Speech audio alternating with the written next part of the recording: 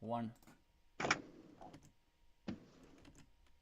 I wish good things to you who's watching this. I am Alexey, and we're about to watch the first playoff match between two strong East Asian teams, China and Taiwan. And then they will play for the right to play Belgium in the quarterfinals. And to comment on the action together with me, I have a special guest, Chris Wallace, whom you also may know as wallaceprime on Board Game Arena, also the current reigning United Kingdom champion in Carcassonne, and the hero of many of our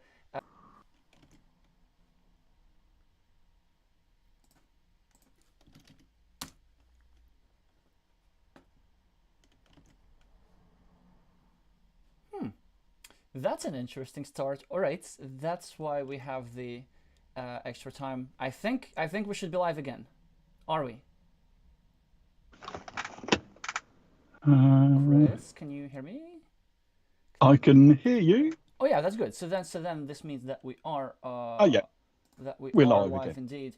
Already. Hi Geraldine. Hi Craft Giraffe. Hi Monsieur Curieux. Hi William. Hi Daniel. We already have many viewers here discussing the phrase. I guess I'm a bit out of.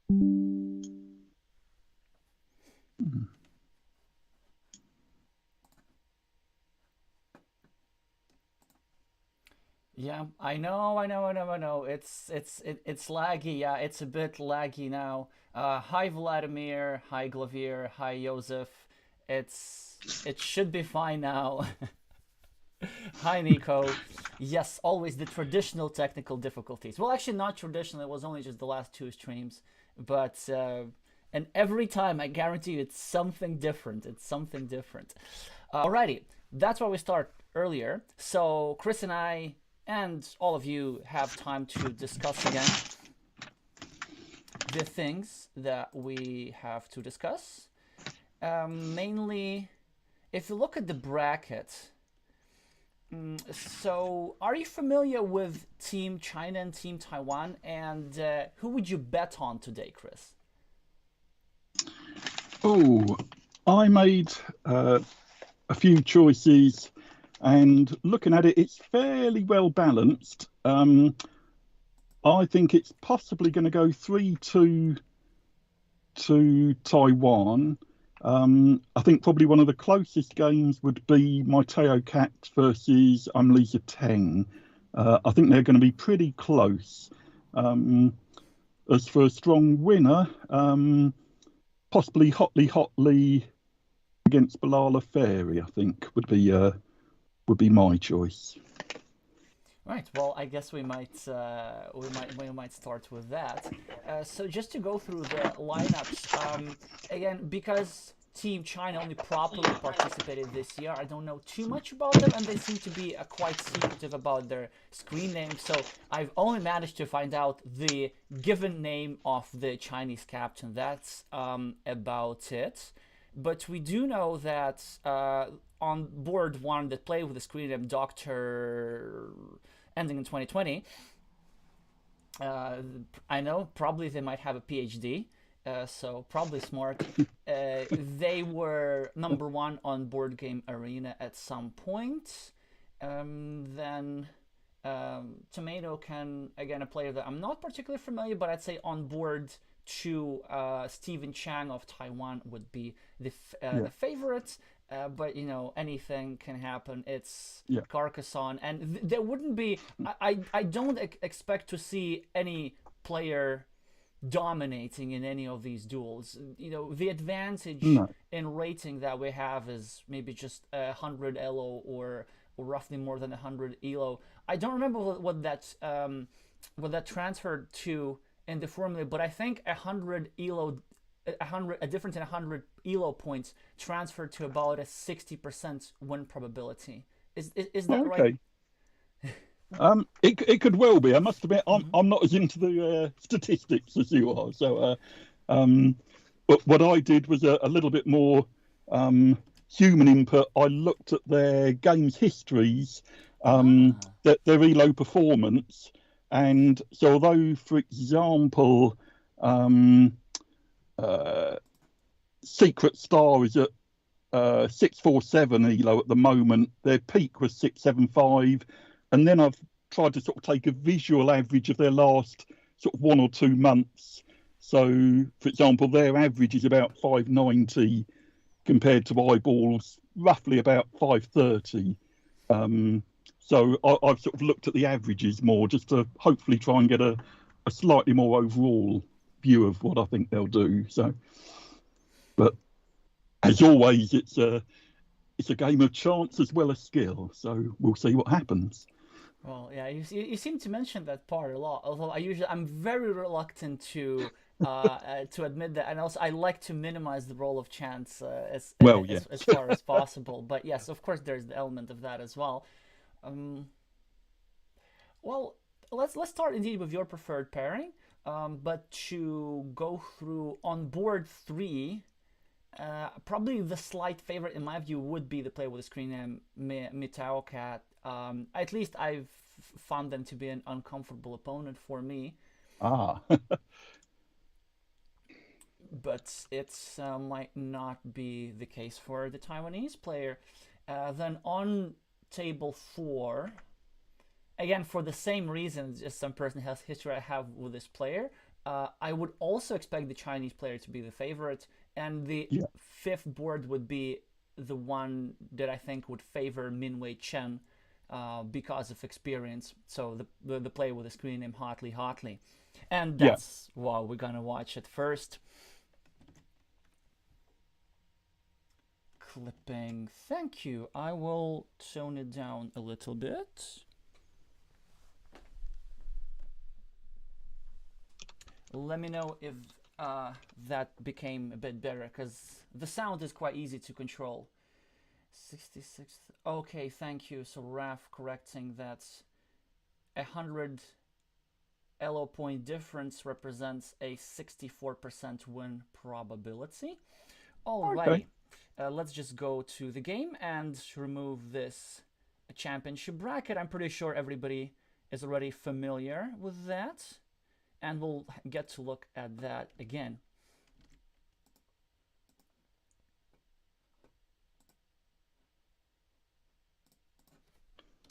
They should be starting very soon, I'm guessing. Well, unless one of the players defaults. With in the match Latvia-Colombia, in one of our duels, the Colombian player arrived exactly 4 minutes late, so about 30 seconds before losing. I mean, they still ended up losing the duel, but you know, that's an okay way to lose. Being 30 seconds late would have been more disappointing.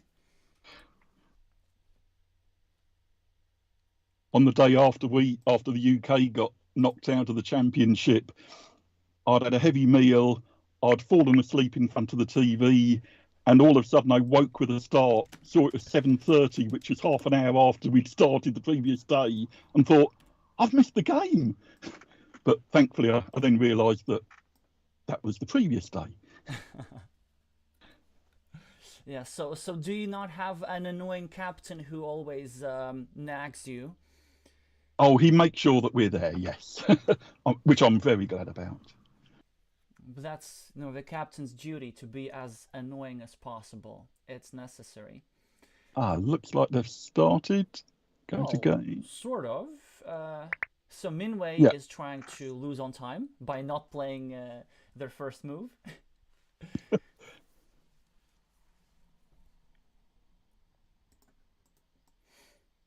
Okay, in the meantime, I will rehearse practicing colors. Red, green.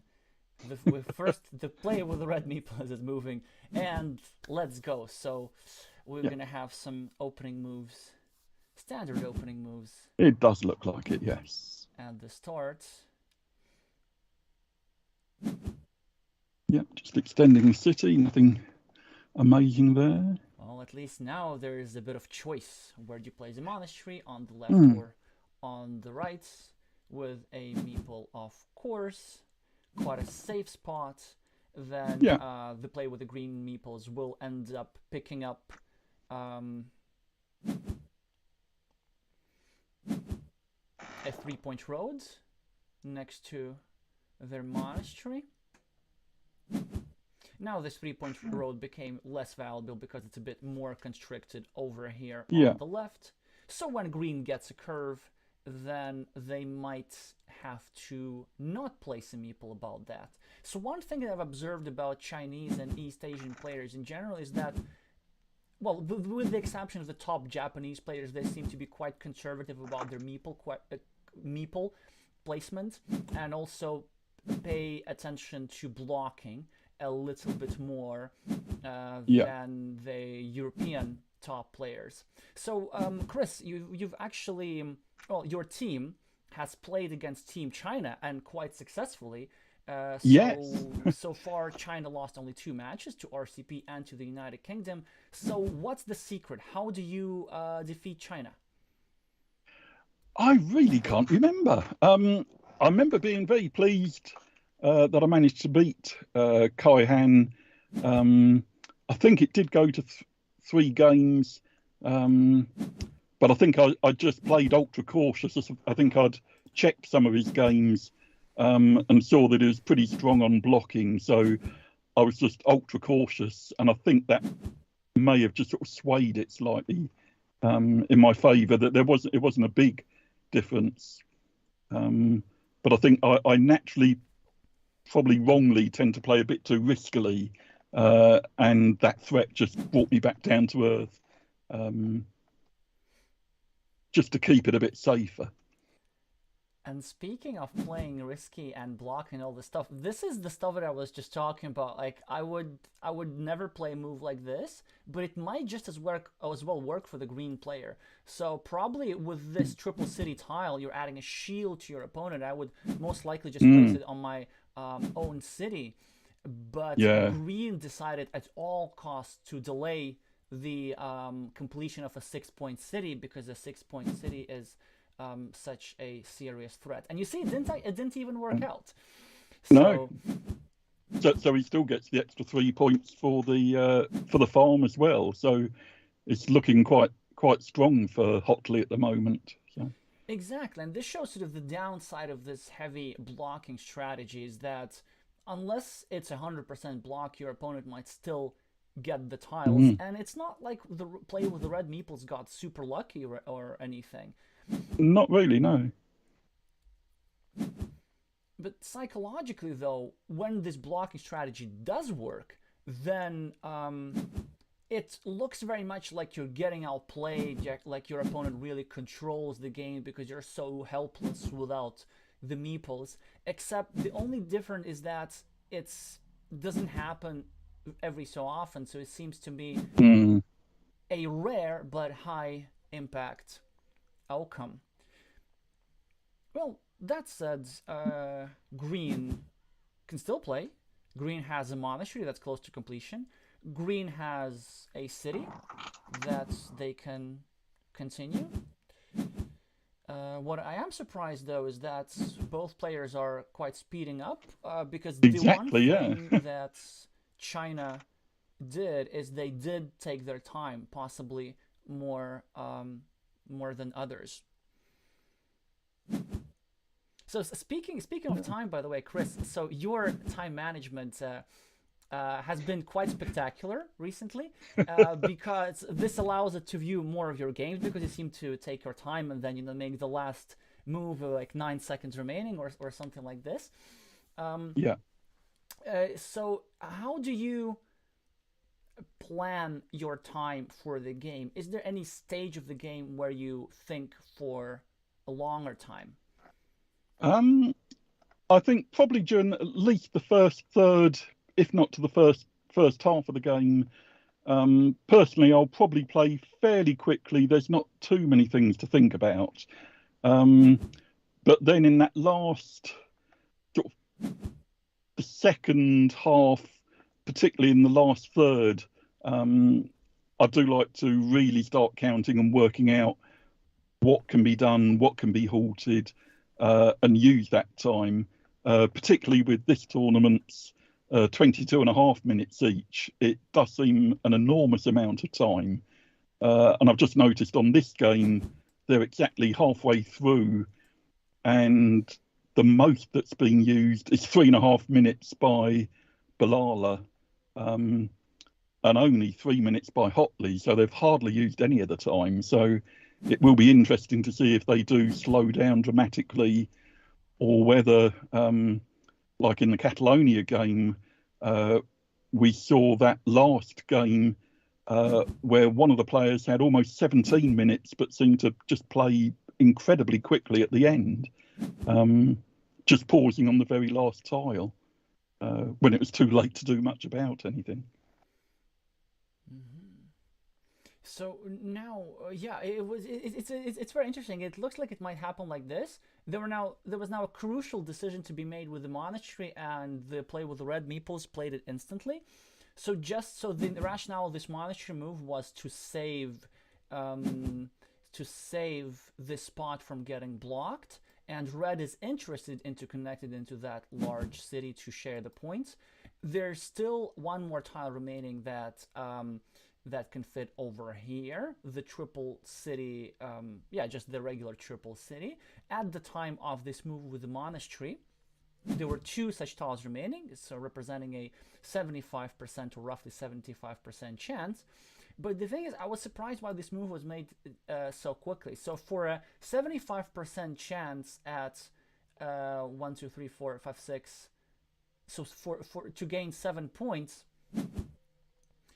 red actually sacrificed 10 points, because if I were red, I would instantly place a monastery in this hole over here, take 7 points, and expand my field. Sorry, I was saying 10 because I thought that would be adding one more city, and then have a 9-point monastery spot. So yeah.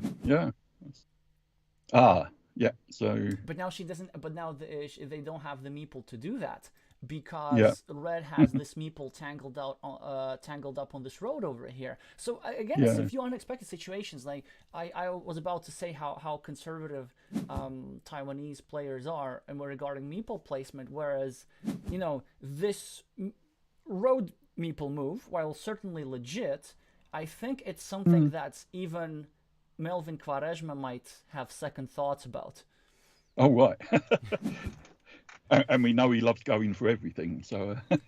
Yeah. Oh, you've just played him recently, so you probably know what I'm talking about. Yes. We've seen that game, all of us. Yeah, so now we see red methodically growing their field, dropping in a divider, and getting yet another monastery which they can't use, although why can't they use the monastery? Maybe they can. Place it, get 8 points, and you still have 1, 2, 3, 4. Yeah, interesting. Okay, so he keeps his meep.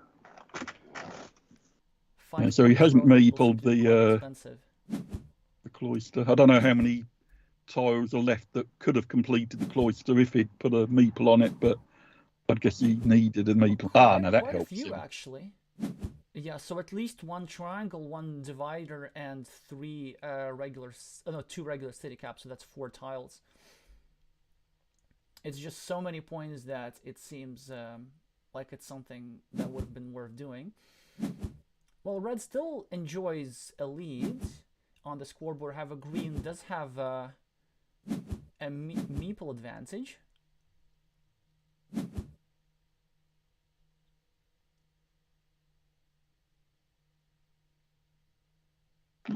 Still looking fairly promising for red. I'd say Although so. I think a lot will depend on whether he joins in with that city at the bottom. I think could have a big influence. Right. So now it's looking a lot better, I'd say. Well, actually, I'm very surprised that this move was played instantly, because I don't even guarantee that was the correct move. If you are, because red might be in such a lead that he does not even need these extra 6 points from that move, because what this move does, it makes this city a bit more vulnerable to a Hail Mary connection. 1, 2, 3, 4, 5. Oh, never mind. there are no tiles. Well, there's only one tile left that would fit here over here. The thing that I was thinking is like you know, somebody drawing a city cap and then placing it over here below and then connecting like this.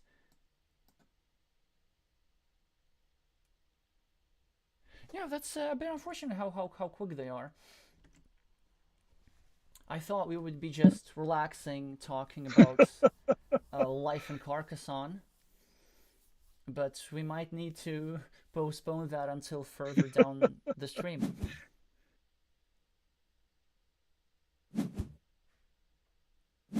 Oh, that was a good move by Green to take that farm first.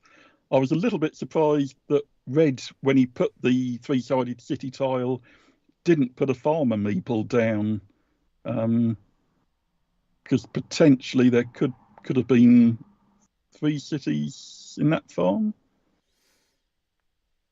Possibly, and also yeah.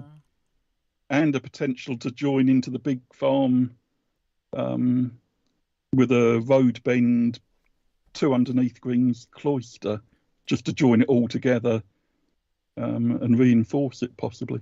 I do like your idea, because now what Green could do, they could carefully calculate their win condition. They could either take the 9 points, equalize themselves on the scoreboard, but then face the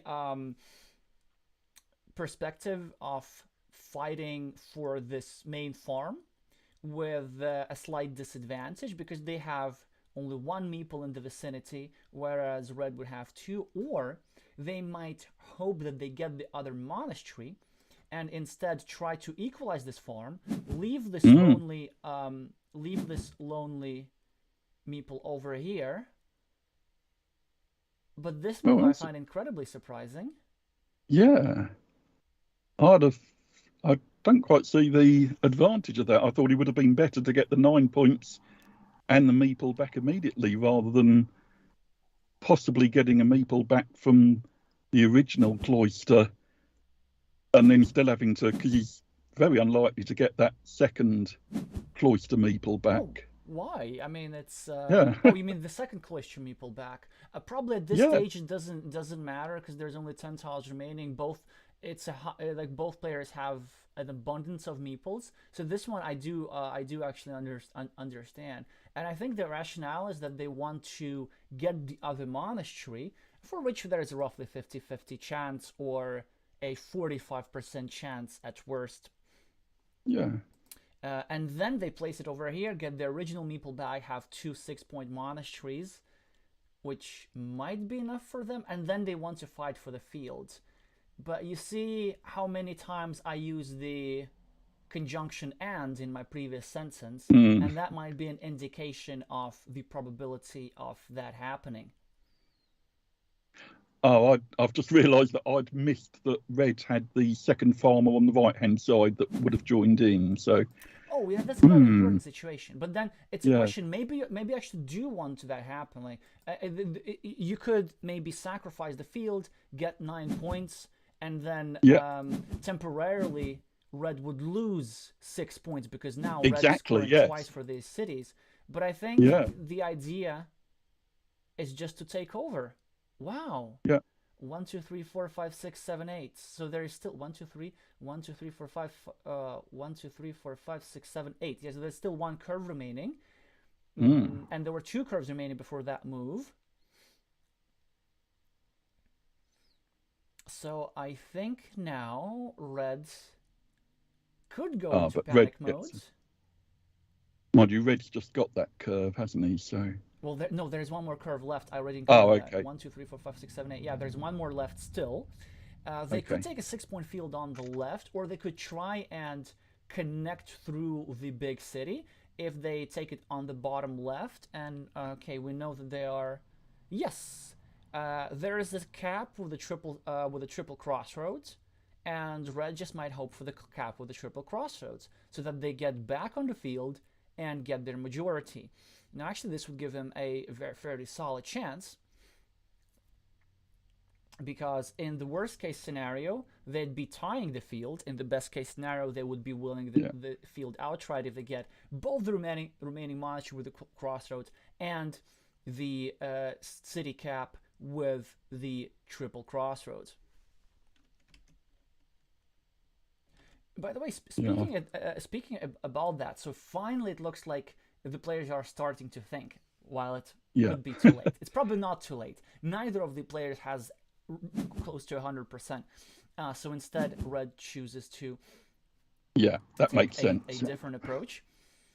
Although I probably liked the other move with taking a 3-point farm, but closer to that city. But okay. Some more 7 points won't hurt, Reds is saying. And we're likely to see another farmer drop on the left, I would assume. However, it's not a guarantee. Probably a good chance you get definite 3 and a possible 9 to equalise. So I'd almost certainly go with that farm on the left. 1, 2, 3, 4, 5, 6. Yes, and the possible is still quite there because 1, 2, 3, 4, 5, 6, 7. One straight line is still remaining. So there is one straight line, a monastery, a cap with a triple crossroads, and oh, by the way, this means that Minwei would definitely need to place the straight line over here because this connection on the left is, well, it's still possible through a monastery with the road, but it's not obvious. I don't remember what the last tile is. 1, 2, 3, 4, 5, 6, 7, 8.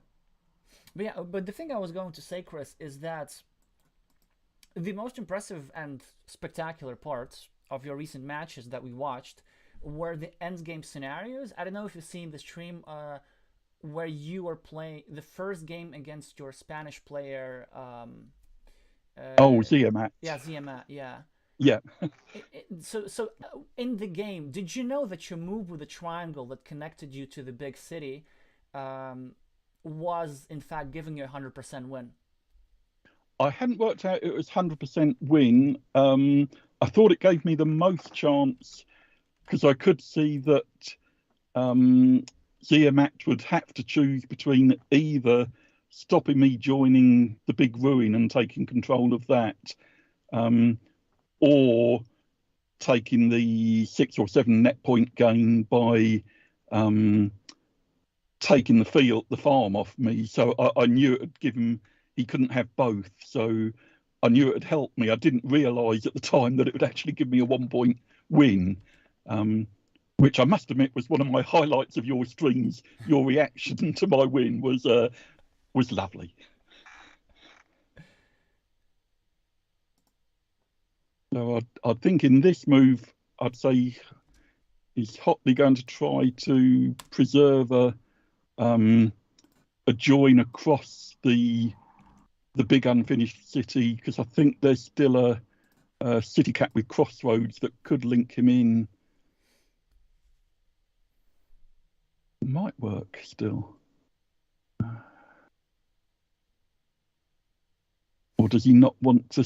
Does he not want to split the entire farm, or does he not want to join the entire farm in case Green manages to join in as well? So it then become a huge farm with 1, 2, 3, 4, 5, 6, 7, 8, 9 potentially if it all merges. Yeah, I think so. So actually, the initial move that I was going to suggest with a straight line, placing it next to the city, hoping to connect with a triple city, that actually might not be necessary because you still will be flipping for the monastery with the road. If red gets the monastery with the road, red gets 9 points, equalize the farm, and all is good. But if green gets the monastery with the road, green uses the monastery with the road to connect to the 9-point farm on the red. So in fact, this move over here, it just won't do much. So I guess what red could do is maybe take a 5-point road or find some other obscure field connection that I'm not spotting. Maybe there's something on the left over here through a city tile, but I just don't think there are any suitable tiles remaining. Or are there? 1, 2, 3, 4, 1 triangle. There's a regular triangle. That's the other tile. Yeah. Actually, I quite like that, because check this out. So you place it over here, and your opponent is not guaranteed to get a blocking tile. I love that move. I really think this is the best move in the position, because you get 3 points already, and then if your opponent draws a blocking tile, such as a monastery, then they will not be able to use it to score lots of points over here on the right. Then they will have to use it for blocking, or if they don't use it for blocking, then you have out through the triangle still. Now, since we also know that one of the remaining tiles is this city cap with a crossroads, if you place a farmer over here, you cannot, and green draws this tile, green will not be able to use it for blocking either.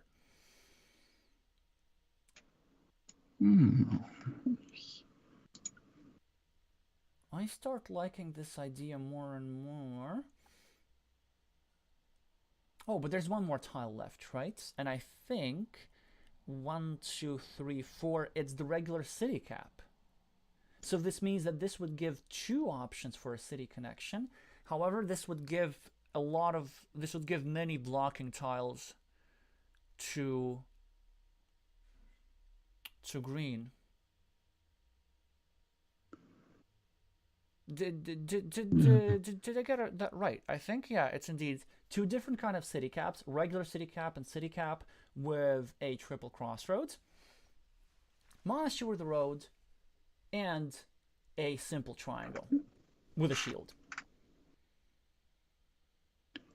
So possibly, if Hotley goes for to make a 5-point road just beneath Green's 2 cloisters, could he even possibly join into the farm from there? Yeah.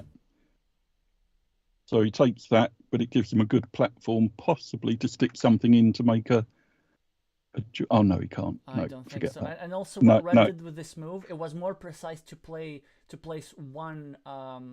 a bit down, because Red gave an extra point to Green's monastery. Yeah. We'll see if that makes a difference. And you see, and now we'll see that he gets the. I told you, it would have worked. Okay, but we're just chilling here watching the match, and the players still have 10 minutes on the clock. I don't know. I thought getting 3 guaranteed points and a shot at that field connection was a better idea. But who knows? This might as well be enough, actually. 1, 2, 3, 4, 5. And you know what? The farm is not that big even. It's only 15 points. Yeah. Actually, maybe in fact Red was correct, other than placing his road 4, a bit down. Oh no, I think the big field is worth 24. I think there's 8 in it. Oh, 1, right, 2, 3, 4, bits. 5, 6, 7, 8. So 8. So green has a total of 9 cities in the farm. Red has a total of 5. So green's 4, 12 points up in the fields, but I don't think that's going to be enough by the look of it. And just to rub it in, Red gets another field connection tile. Well, he'll be forced to just take 4 points with it. Red losing a bit of a coin flip a bit. No, I don't think it was much of a coin flip, actually.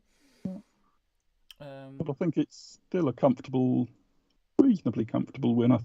Or is it? Oh, maybe not. I mean, win for Red. Green has monasteries in the farm. Oh, true. 1, 2, 3, 4, 5, 6. It's actually. Oh, yes, yeah. Green somehow managed to win an imbalance, I think, because normally when you have the monasteries and your opponent has a farm, it's roughly balanced, but then Green has both the monasteries and the farm.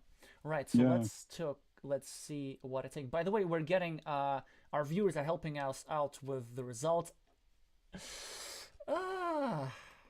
Okay, so Green did win by 2 points.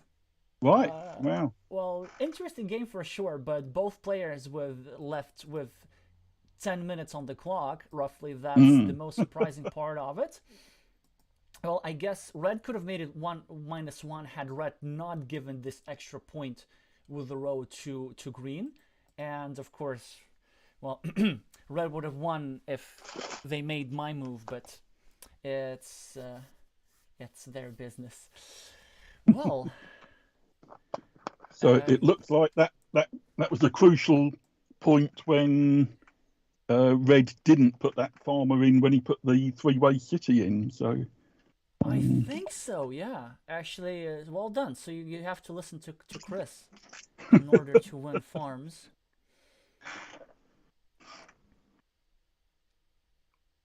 Well, speaking of this, I don't know. I've already dropped a link to your final game against Daniel Cheng in the UK Championship, and that's exactly what you did. Found a way to fight for a big farm despite a meeple disadvantage. Yeah, that was definitely on a wing and a prayer. The farm was really the icing on the cake. I realised with about, I think it was 10 tiles to go, Daniel only had 1 minute remaining on his clock, and I had about 10 or 11. And I thought I had a real chance of winning on a timeout, which, considering the dire position I'd been in earlier in the game, I think I'd only scored 27, or sorry, Daniel had scored 27 points before I even got on the scoreboard. So I knew I had to score points first, so I gradually built up the points and then just went all out for the farm. But with Daniel being so constricted on time, I just decided not to tile count, even though I had ample time to do so. I just went on a wing and a prayer, hoped I'd be able to join in, and kept relentless pressure on Daniel, just so he didn't have time to think and counter. But he managed to play his last tile with 2 seconds remaining. And then it just went to the count up, and I'd won by 1 point. So it was amazing. Yes, you didn't even have to resort to winning on time. No. I really thought I was going to win on time. Particularly, he had his penultimate tile in his hand, trying to decide where to put it, and then all of a sudden there's this beep, and you see Daniel look to the side. He realises that's the 10-second warning. Rapidly scans the board, places his tile, hits the timer. I placed my move immediately to keep pressure on him, and somehow, all credit to Daniel for being able to think so fast, he made his move, placed the tile and placed the meeple all within those 5 seconds, and managed to nab another 5 points with a ruin at the very end. And I don't think either of us had any idea who had actually won at this point till we did the count up. So in the meantime, I think we need to make a choice. Either we watch this game midway through, because that's a pairing that we mentioned we would be interested in. We might just lose the chance to watch them if they play with a screen name Towelcat wins again. Or we could go to Doctor's game, because William is saying they're playing much slower. Oh, might be worth going for that then. Yep, sounds good. Ready? Here, maybe we can just spend a couple minutes looking at the position, and looks like green's having it pretty good. Red has a blocked ruin. Green has a monastery that is likely to get completed. Green has a very open 9-point farm with a 2 versus 1 majority. Yep. Everything is still up for grabs, but okay, this is starting to get interesting. So I keep changing my mind. Do we want to actually stay with this? No, that's fine. Yeah, please do. Because these guys are playing slow, we'll get to catch at least a glimpse.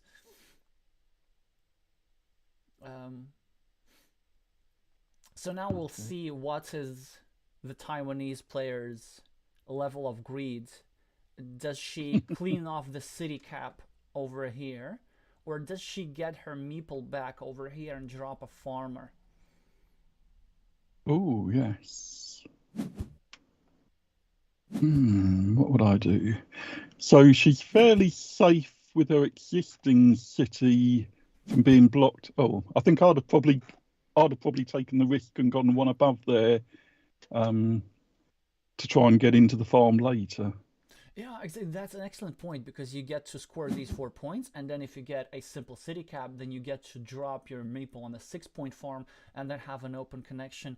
I think a couple of things that could sway her. Oh, yeah, by the way, it would have worked. It would have totally worked. But again, also the play with the red meeple, maybe she's also thinking about what I like to think about is, first of all, a fieldless win condition, and second, the fact that there's still an unblockable connection to this field on the left with a curve 1, 2, 3, 4, 5, 6, 7, 8. Well, there's only one curve remaining, but it's still unblockable. So at the end of the game, it will give you some 50% chance. Now, also, very surprising move to me that, or maybe not that surprising. So you see this divider. Green chose not to drop it into their field, but just to build up their monastery over there. Maybe green doesn't want a big field, but then I wonder why, because it says, well, it is vulnerable to the curve, but other than that, it should be fine. Red is catching up. I wanted catching up with the score. Obviously, red has a sizable lead on the scoreboard, but given the farm, red, I would say, is still behind, although I haven't done the counting. 1, 2, 3, 4. Again, for me, an incredibly unusual use for the monastery. Not only because red chose not to meeple this, actually that was a way to do this, possibly neutralizing this over here, or neutralizing this monastery, but also because a monastery is literally the worst blocking tile in the deck, because it gives you the lowest odds, typically. Well, it worked now. No. I was about to say it worked now, but it didn't, because it's green's move. And also, like, blocking this spot doesn't do that much. Yeah, I don't like that at all. I'd have used that in some way.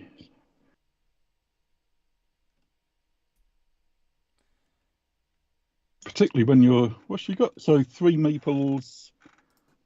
I'd definitely have tried to have meepled the cloister somewhere.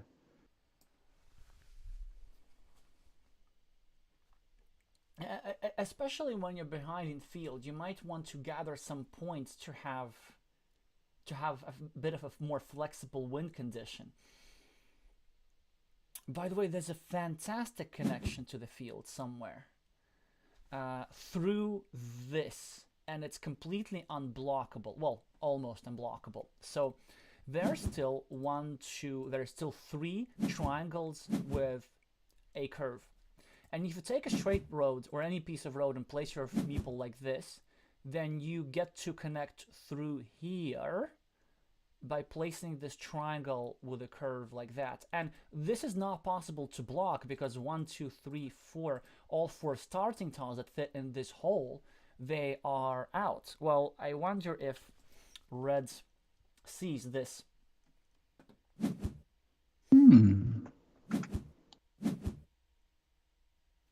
Okay, I, in the meantime, will be looking for some demonstration materials. Could you take over, Chris, and comment a bit more on the action? Yeah, yeah. I like red trying to get the farmer into the top right. How easy that's going to be, I don't know. It should be fairly safe, particularly if they can get a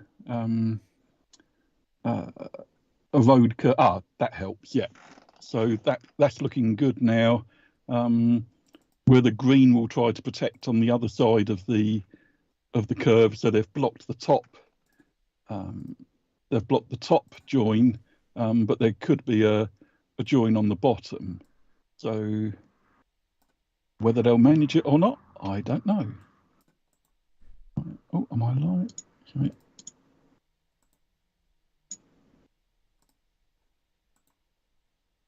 Aha.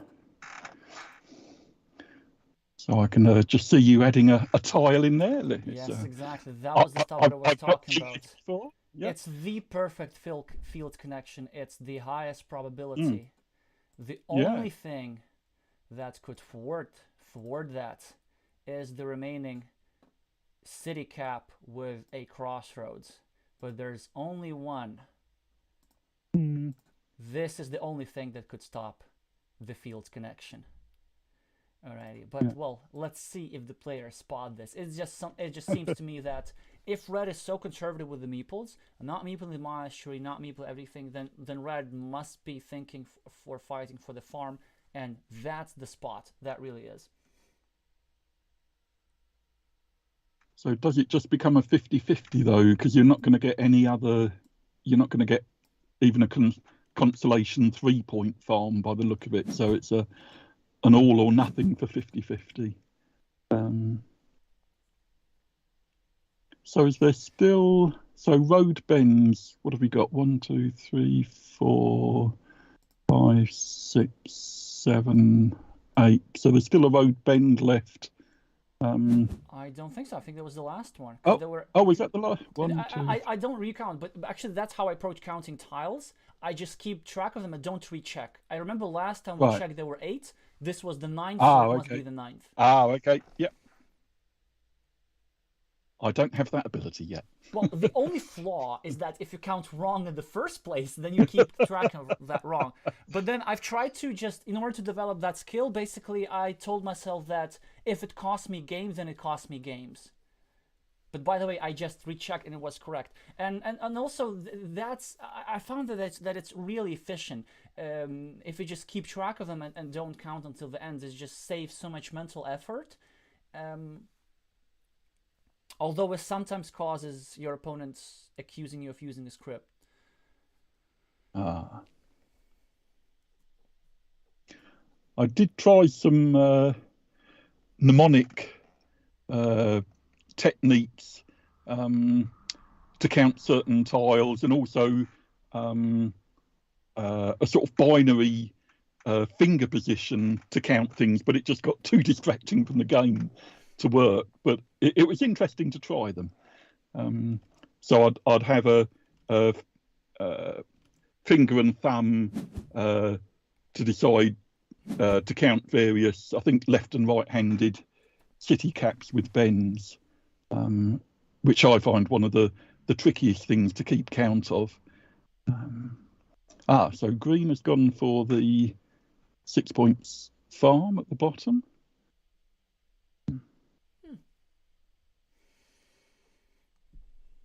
We've got those left. Interesting. So I assume probably green counting on getting a city cap, which there are still some, and getting his meeple back. Yeah, it's quite risky, I'd have thought. I don't know. Maybe not. And you know what green might do?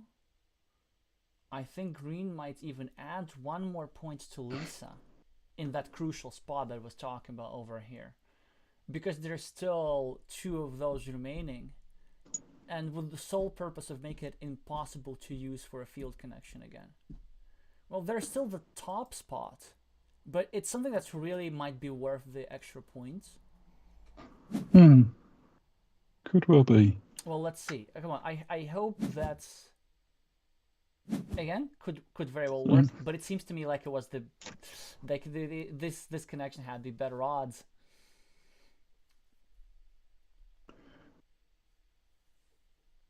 So what's it looking like now? So Leisure Tang's got the 1, 2, 3, 4, 5, 6, 7, 8, 9-point brewing compared to the 7-point. Oh, and that as well. I must admit, I find it very difficult counting and looking and talking at the same time. So we It can makes me admire we your can split skills the a lot more. duties. Okay, so probably we could do a bit more talking, and then we'll just trust the players to count. But I have to say, but personally, I'm much better at counting tiles than counting points, for some reason. So I increased my volume a little bit. I don't know if that became any better, David. Let me know.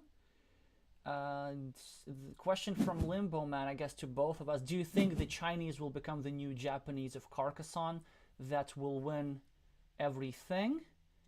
I personally don't think so, just because the culture in Japan is so developed. It's not only that they have strong players, they have tremendous interest. They also have strong players who have no interest in participating in this world championship. Their national championship probably has a tougher field than the world championship in Essen. They have published strategy books, they have a YouTube channel, in multiple YouTube channels in Japanese with way more views than European channels have. Whereas I talk to Chinese players, and even though I do find this a really strong team who has a legitimate shot at winning the whole title, they said that board games, especially Carcassonne, it's something that only a small fraction of the population is interested in.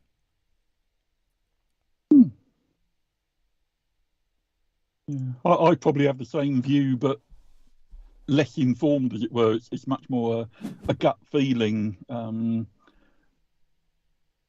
I just don't have the same feeling that China has that all-round ability, and as Alexey says, that infrastructure of Carcassonne that Japan seems to have. So, infrastructure. And from a I like the word that you used there. Like, for example, Brazil seems to be growing that infrastructure as well. Whether they'll get to the Japanese level or not, maybe not, but it's a worthwhile cause that I really admire in Melvin's work in trying to promote Carcassonne in Brazil.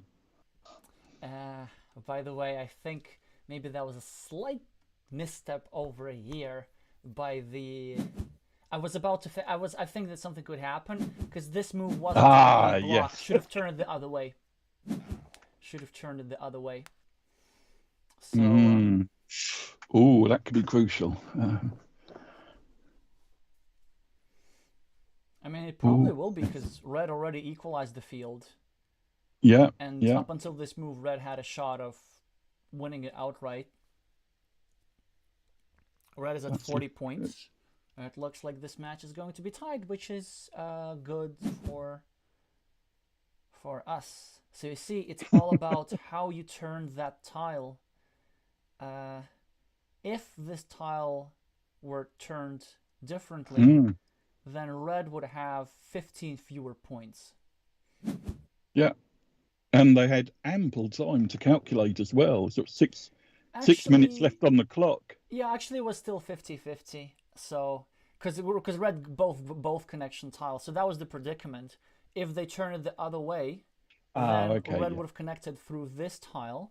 And the only reason I thought it was better to turn it the other way is because at least Red doesn't get the 3 spare points with connection, and Red would be forced to spend a slightly more valuable tile for connection. Obviously, in this game it won't matter, but in many games which are closer, and you can only partially block your opponents, you might force them to a more valuable tile.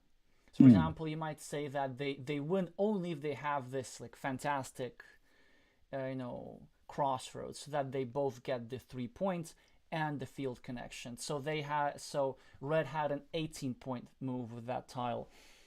What Green could have done is forced Red into a 15-point move. It's a small difference, not going to be much of a difference here, but in some games it might as well.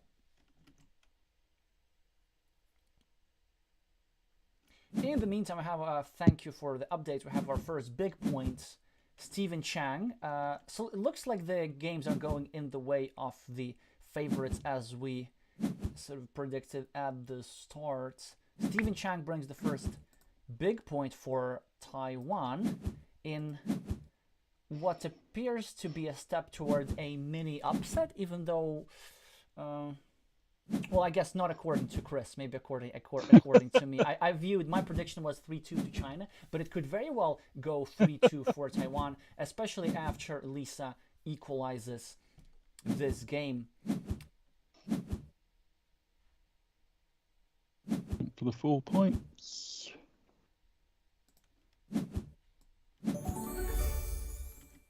So what was the final score? Interesting. Only 9 points. That is quite surprising. So these 3 points didn't make much of a difference, but they could have. Yeah. And yeah, imagine, for example, if you don't give these 3 points to Reds, and then you manage to complete your city cap. Interestingly, Green had some fieldless win conditions there, so it was not without some sweat that Red managed to win. But anyway, congratulations to them, and they're soon going to start a decider match. Shall we look at their decider, or shall we look at the Doctor's game? So what have we got? Which one do you I've got a prefer? feeling the Doctor's game will probably... Oh, we can see what they're doing. Oh, so they've been going a while. So I'd predicted the Doctor would win. Well, it doesn't look so far. The Doctor is up with meeples and down on the scoreboard. Oh. And there's a monastery, and there is a city majority, so it doesn't look that Oh, well for okay. him. So... Oh, yes. So what did I put? So I'd got an 80 elo, average elo advantage for the Doctor on this one. Only with 80? my prediction. There was a time where he was, I think, close to 800. So I've got the maximum of each was 780 for the Doctor, 650 for Sakura Kim. But I've got, although currently they were 615 and 506, the averages were a bit closer. This is just a very human-based, just a visual average. I reckon 630 average elo for the Doctor over the past 1 or 2 months, and 550 for Sakura Kim. So only 80 difference there. But it looks like he's fighting back. It looks so. I'd say that Green still has the advantage because of this monastery and because of this ruin. However, there are some crucial coin flips on the board. 1, 2, 3, 4, 5. Yeah. So there are 4 tiles that left to go here and to help somebody snatch a 6-point road. There are, and also this slightly benefits Green rather than Red, because Red already has a place where he needs a curve. Now Green is also trying to solve his field problems because his little early field meeple was stranded for 3 points, and I can see how that happened. They probably dropped the divider, but then this divider was occupied by something that became a ruin, and they're trying to turn it now into a 6-point field, and also with the same move remove a field connection to this ruin. And the Doctor's just claimed another 6-point farm when he finished his road, so clawing back now. Well, I guess we sort of clear cut. I guess we sort of implicitly made the decision because we just started commenting on this game, but because I would still say that Green is ahead somewhat, this would be an argument against watching this game, because if Green wins, we get to watch these players again, but the game between Lisa and Mitao could be no longer available. But we're watching. I do like the move. I can't. I do like the move Green just made there. Apart from taking that farm, he's also potentially able to put a road in, because if a curve goes to complete that road, it gives a very definite chance of a join around to the bottom left field that red just put in. So if that 6-point road you were talking about gets completed, it could link red right round into those left farms if a road bend gives red and green their road maples back. So it's potentially a much larger farm if the curved roads go in the right place. So I like the fact that meeple allows a hope or potentially a block across to stop a big farm. I like your thinking. So not thinking not only about the immediate points, but about how the landscape, how the landscape develops. Any straight line would thwart red's hopes of creating a huge field. Yeah. It would also take the pressure off green if he wanted to take that 6-point road, whereas if there was a curve there, it would give conflicting aims. If he gets the 6-point road but then loses a 12-point farm. So in the meantime, we have quite a few updates. First of all, one is that I guess we've lost your video. Something that people are saying that something might be with your webcam. Oh, what happened there? Okay, I shall see if I can sort that.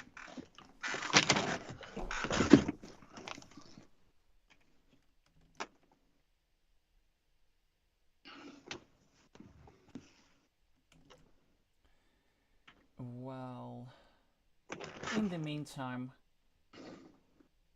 have to remind you of two things. Oh, only an hour in the stream. That's only the first time. I wanted to remind you, everybody, to meeple the like button and drop a farmer on the subscribe button. It has been important for the algorithm, as after you've started doing this, we are getting new viewers according to YouTube analytics. So please do those clicks. Now we can see Chris again. And in the meantime, red made an interesting key decision. Instead of blocking off this ruin, red chose to try and equalize, or even take it, or even snatch it over. 1, 2, 3, 4, 5, 6. There is still one triple city left that would connect everything, and that's kind of what red is aiming for. And there's still one more tube-shaped extender that might go over here and give red a slightly larger piece of the ruin. I think it will be just a couple of points difference. Could you have gone where the doctor went? Or I must admit, I was initially looking at going to the right and below, next to a green's lower meeple on that city, so you could join below or above. Don't know. Yeah, I would have just completed the block, because it seems to me that this 9-point ruin is not that much. I would have not done a 3-point move. It gives me a 75% chance. But then again, I haven't quite calculated the number of points that precisely. Oh, so there's definitely pressure now on that. Joining the farms together, particularly with that starter tile put there to link it through. Oh no, it's already linked the other side. Yeah, ignore that. Well, in the meantime, green continues to develop his field. It could turn into a 9-point field, had meeple advantage. And I don't. So Raf is saying that this 3-point move is strange, placing a meeple like this. It's generally not strange. But it's a move that you only play when you're in the lead, because then you are just equalizing the position. You're sort of dropping another meeple to make sure that, you know, when a triple city comes in here, then everything is connected. But when you're behind, maybe you might need to use your meeple advantage in a certain way. So does green? Yes, I was wondering whether would have been worth green possibly going at the very bottom of the board, considering he's got 2 meeples to 1 to get another farming meeple in. No, but it's quite risky. No. He can still try and get. Yeah. So he can still try and get a farm meeple in at that very bottom after he's done the block that he's just done. So yeah, probably a better option. Instead, to be honest, I just like taking 6 points over here, 3 points for the road, and then adding stuff to the field. Because this field is not a guarantee. And now red, yes, making exactly that move, taking well, risking for a curve, but there is still 3 left if I'm not mistaken. Oh, fantastic move. Yeah. So green counters. Equalizing, but it wasn't obvious. Like, so green had to get the right tile in order to do that.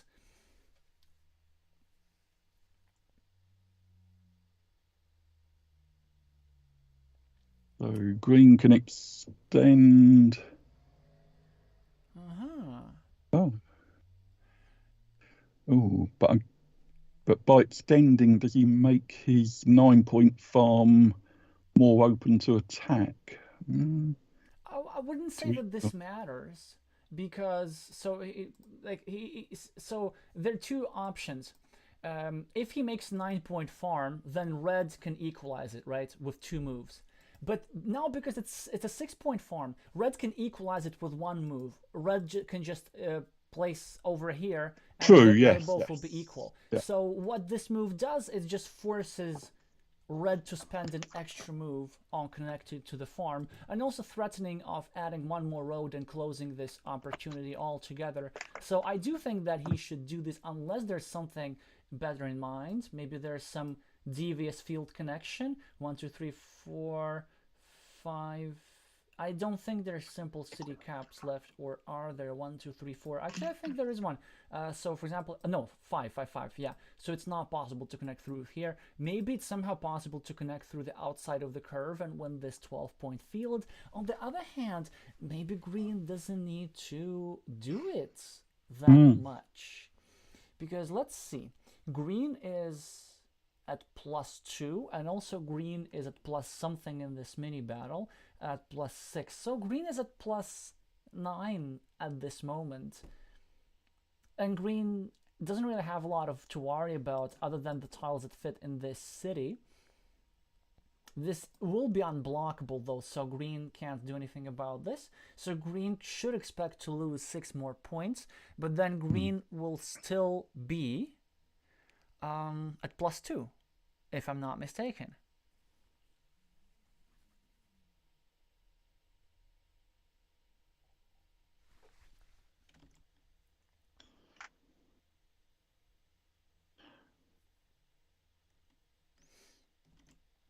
Yeah, so if there's, so how many city caps? Oh no, 1, 2, 3, 4. Oh no, so all the city caps are gone, so he couldn't join in that very top tile into the field with a single tile. No. So as you say, he's probably best just extending his field up to the 9.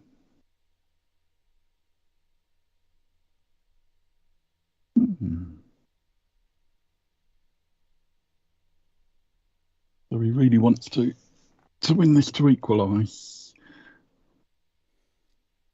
Oh, you're the expert on comebacks, so try and think of something. Oh, don't like that. Or is he worried that leaving a 1, 2, 3, 4-point road open to attack? I don't know. By the way, +1 for green at the moment.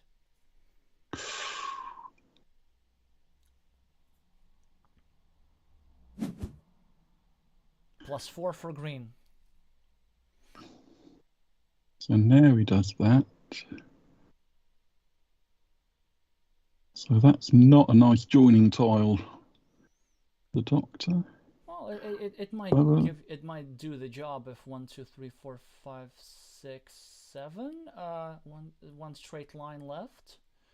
And 1, 2, 3, 4, 5, 6, 7, 8, and one curve left. So that's already at least a 66% chance. Oh, yeah. Okay.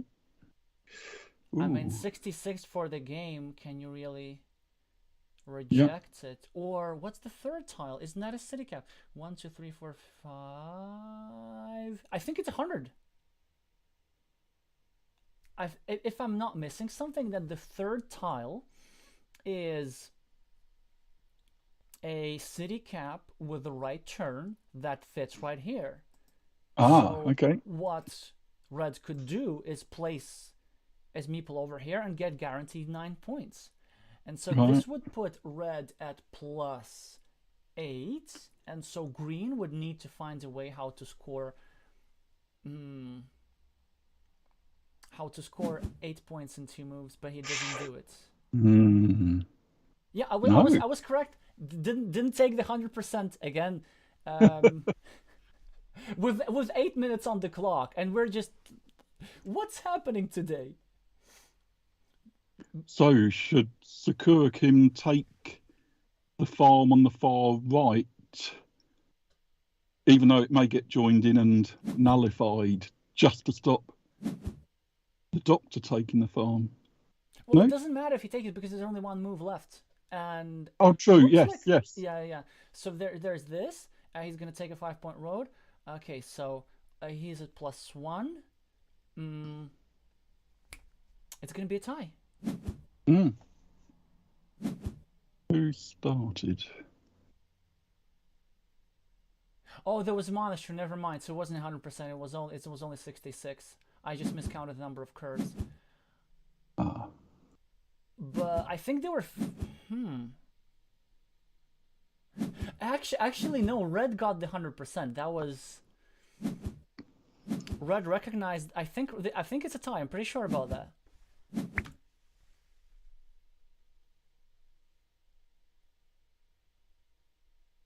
It's a tie and red wins, and also red had the win guaranteed because red did the right thing and did not listen to me. But check this out. There was all calculated. So by this move over here, red got themselves at +1, I think. Wait, no. What am I? Okay, I probably miscounted something, and then there was a 5-point road and another 5-point road.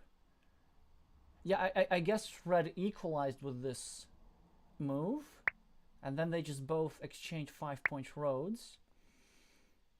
And then had green gotten the road tile to extend his road and add 1 more point, then this means that red would have gotten the monastery over here to take 6 points. So it would have been either 96-96 or 97-97. But either way, red had it, which is quite a spectacular ending. So so this move that maybe some players were, myself a bit included at some point, were skeptical at some point, it's actually turned out to give them the 75%, for a decent chance for a win. Alrighty, so now it's time to catch up with other games. Still, I don't see you meepling that like button a lot. I don't know, is the stream that bad? I thought it was going alright.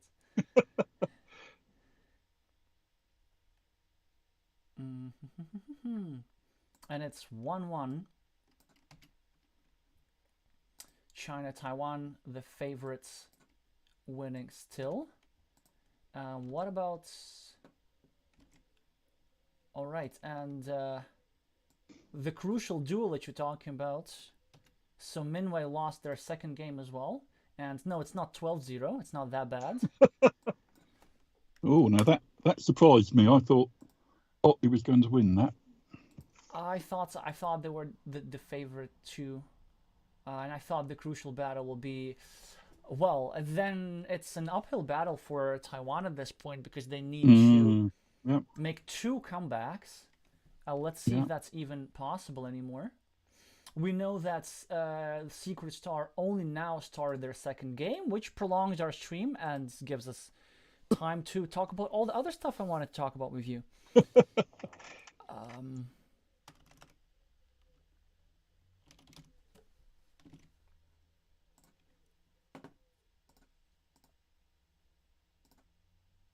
So how are they doing? Is that their second game? I think that's their second game still, right? I would think so, yes. So how's it? Oh, so looking. So. It's looking very much in favor of China. Yeah. That's what I can say.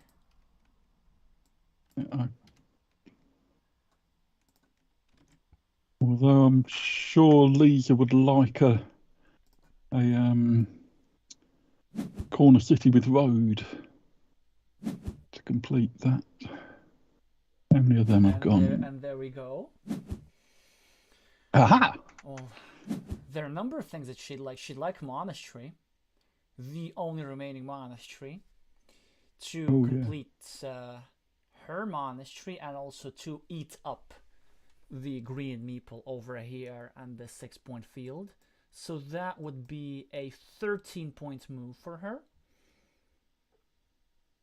Never mind, it doesn't work that way because I didn't see the green meeple on this field or on this field. What camouflage?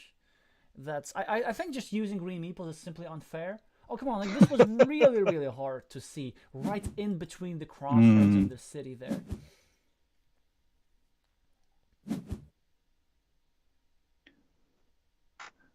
A while back, I was trying to write a bit of software called WallyCarc to do analysis of Carcassonne games, but the first part of it was trying to digitize replayed games on BGA, and I was doing it optically, and particularly trying to find or spot the difference between, for example, a three-way road and a four-way road that had a meeple on it. You just couldn't tell whether the meeple was on the road or the farm or on the field.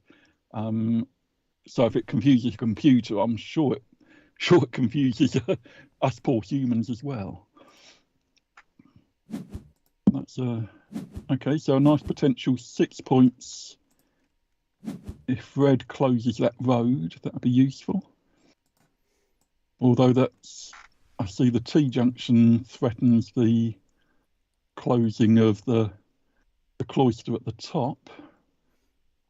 Well, but maybe she's okay with it because that would also join in another meeple to the field. Yeah. Which, contrary to what I said a couple minutes before, that's what she does not want happening. Yeah. Well, we'd probably expect a field connection now at the bottom.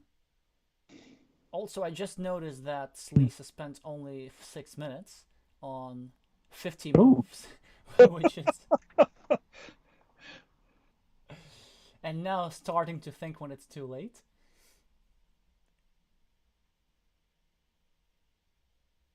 Is there a way back? That'll be difficult.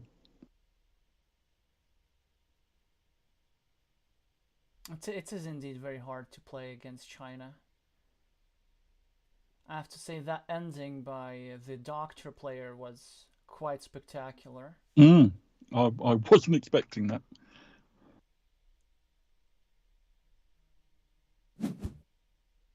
So does Lisa close her road or join? Ah, no, she's going for the... Oh, just a straight block. Okay. I'm not sure. Is it a block?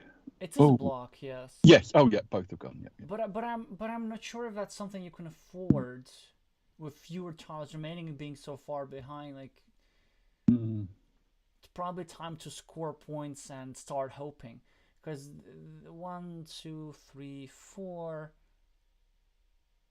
Okay, there are 2 tiles remaining that fit there. Yeah, one city cap and 1 monastery. But still, it's possible to play some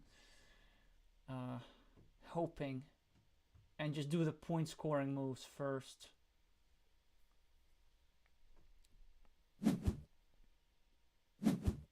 must admit, one of the things that worries me is when I have a farmer that's trying to get in and I have a tile that will get the farmer in, but then I need to use it for something else. I seem to have far too many cases where that farmer never gets joined in, and I just think back, if only I'd joined it when I had the chance. But so a good block there, although it gives 1 point.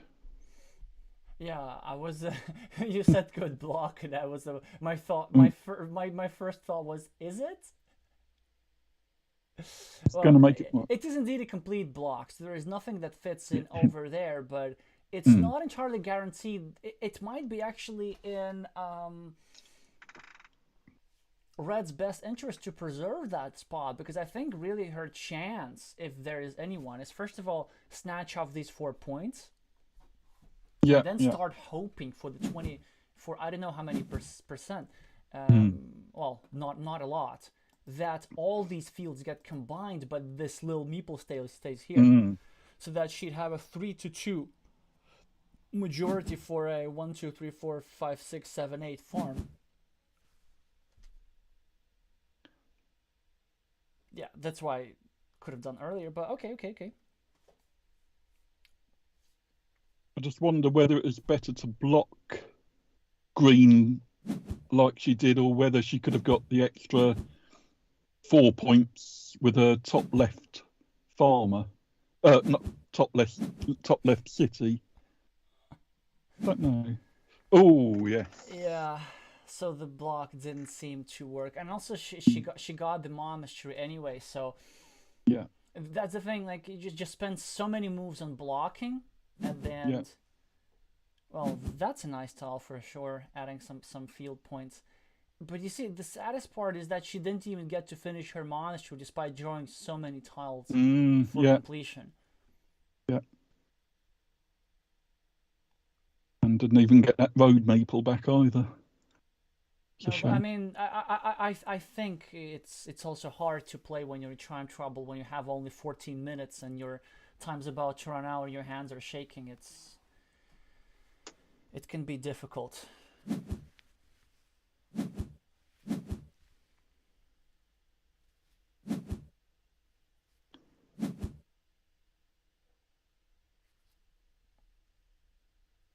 Oh, well, she got that ruin anyway. Then my Teocat gets the other one, so 1, 2, 3, 4, 5, 6, 7, they're equaled.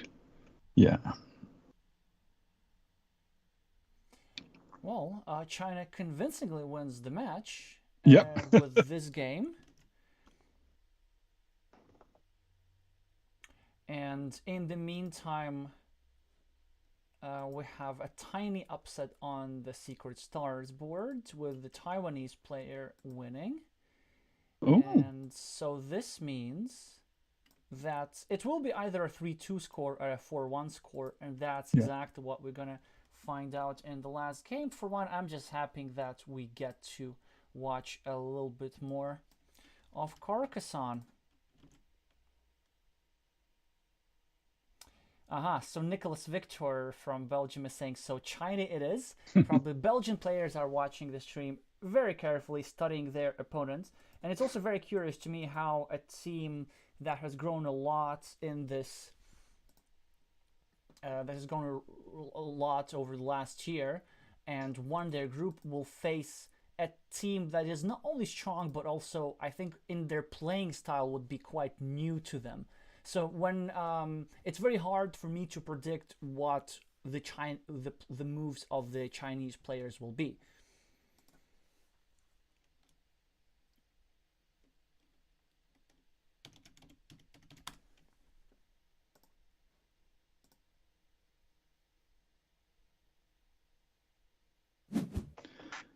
So what have they got happening here? So eyeball's already blocked.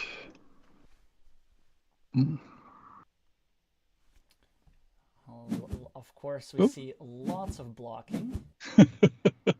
Yeah, and again. So this meeple not coming out. This meeple not coming out. This meeple may be coming out, but yellow will try to prevent that. This meeple at the bottom, precarious. This meeple, not coming out. So it looks like both players are dedicating more effort to thwart their opponent's effort rather than to propagate their own constructions.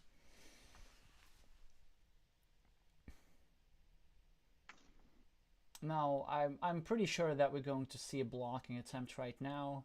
Maybe with this divider over here, sacrificing the monastery. Maybe with this divider over here, trying to constrict the city a little bit.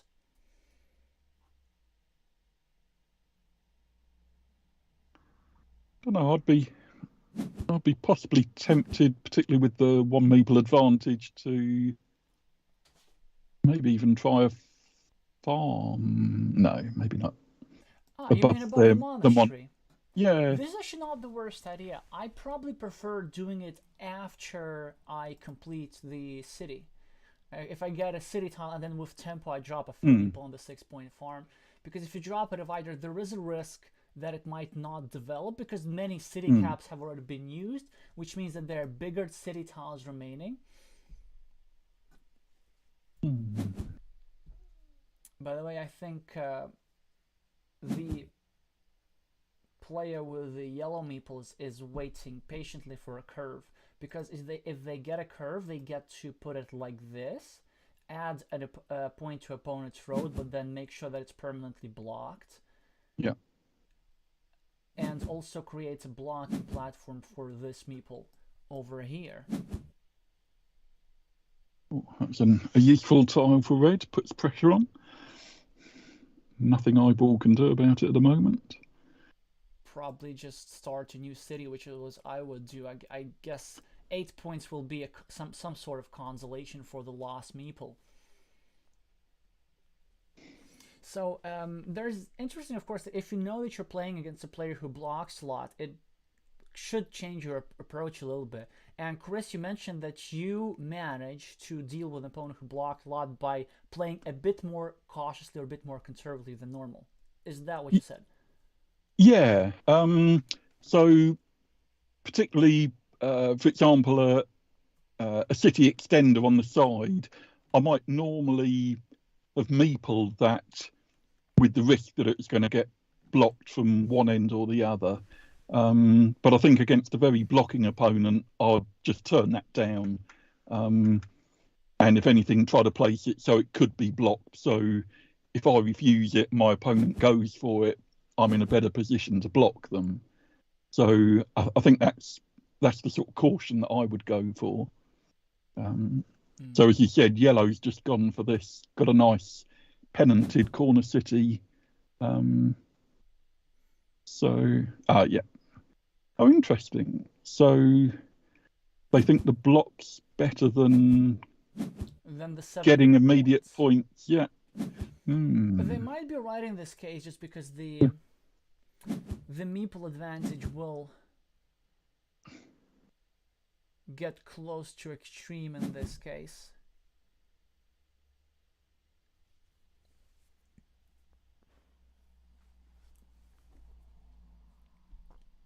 Also interesting, this vulnerable meeple is actually quite safe because it's not easy to get to it.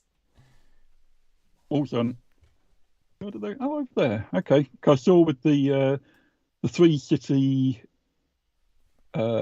straight splitters have gone, so that could have been placed below yellow's city. Would have made it much more difficult to complete. Exactly. I think they should have done that immediately. Yeah, they could have stopped that. Yeah. Yeah. So we know that. Excellent point, by the way. So I think with blocking, some players of intermediate strength very often suffer from this psychological obsession about roads. Is that is that the best way to block is to stick in a road into your city? It always has to be a road. It is a road at the start of the game because that's how you get the better probabilities. But as more and more tiles get drawn, it's not necessarily a road anymore.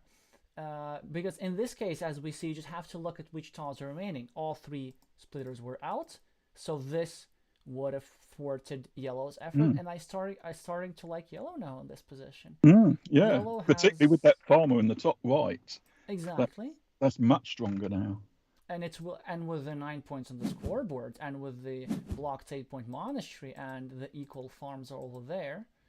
Yes, of course, these two are liabilities, but somehow yellow now has a meeple advantage rather than a disadvantage.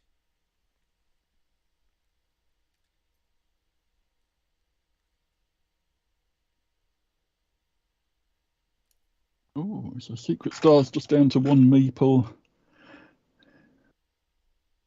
Well, he'll probably get this one back because, well, there's still 2 tiles remaining that he could draw. This road meeple I don't see coming back anytime soon. So instead he chooses to play exactly how you play with 1 point, with 1 meeple. You just grow your farm. And just add points wherever you can. Maybe over here, getting 2. Maybe taking a risk and trying to pre-build a 6-point city. Not without a meeple, of course. Instead goes for the direct points. Yeah, probably safer. Yes, and now massive 7-point move. Yeah, very nice. Not only did it give yellow 7 points, 3 points for the farm and 4 points for the city, it also was one of the tiles that reds needed over here. Yeah. So reds had to go meepleless now for their city. Will Eyeball try to mess up that? Do they try and go adjacent to it underneath, or across and above it at the top? Or can they do something more useful with that tile? I like adjacent underneath. I don't think that was the useful move, because they're adding a point to their opponent, and it's, well, maybe it's not the best situation always, because they're also risking these farms merging as well. There are some outside scenarios, I think. I mean, it's tricky, but through here, no, it's too many tiles, I guess. But one of the reasons why I like this move a little bit better is because it's also pre-builds a 3-point road, and you generally want to pre-build features when your opponent is out of meeples, because they can't take them away from you. Exactly, yeah.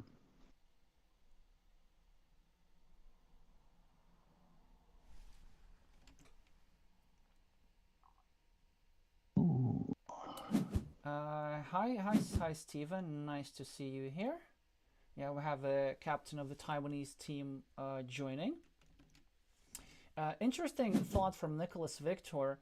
Against a blocking player, I choose to instant play a ruin and trigger him to invest tiles. So that actually was another way how you can beat players who block a lot, is that you just live with it.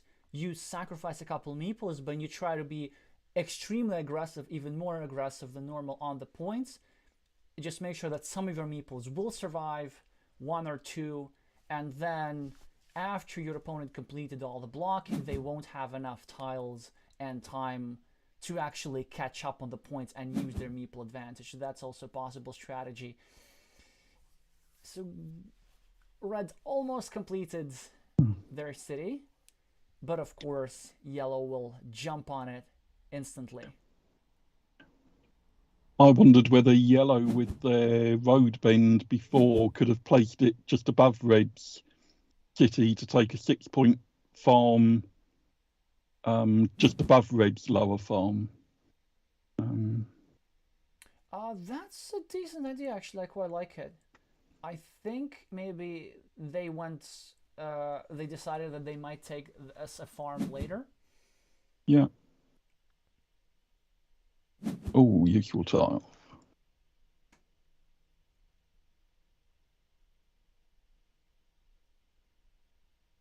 Well, it doesn't do much.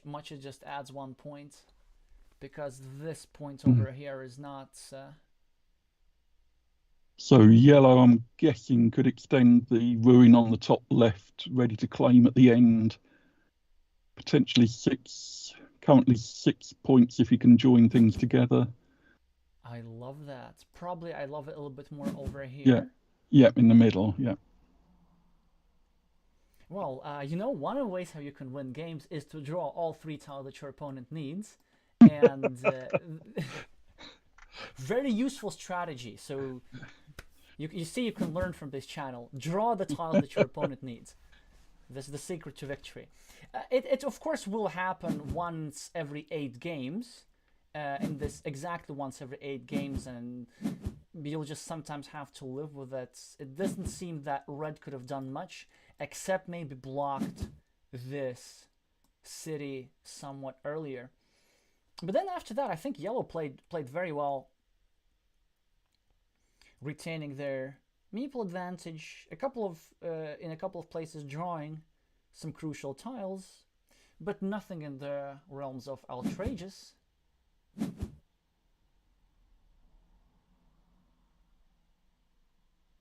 And we'll see the red player adding 1 more point to their monastery, and Taiwan getting a close score in the match, although not quite what they wanted, but still better to lose 2-3 than 1-4, because I believe it might have an impact on the final standings in the championship.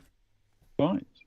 Because the playoff results does count. It's actually quite possible that with this 2-3 loss, Taiwan will end up being in the top 10. Right.